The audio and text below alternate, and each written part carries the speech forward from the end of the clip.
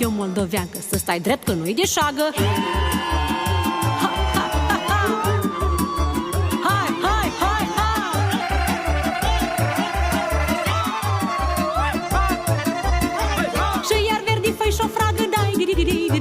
Voi să nu mă luați în șagă, da, mi-i mintea mult în coașe și eu șaga ți-o întoarce.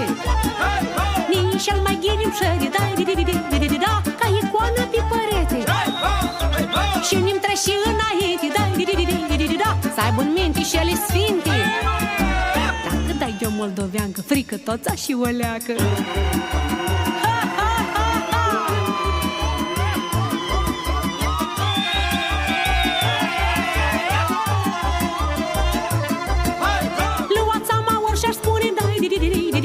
Tătile luați de bune, da, chiar de fac militarie.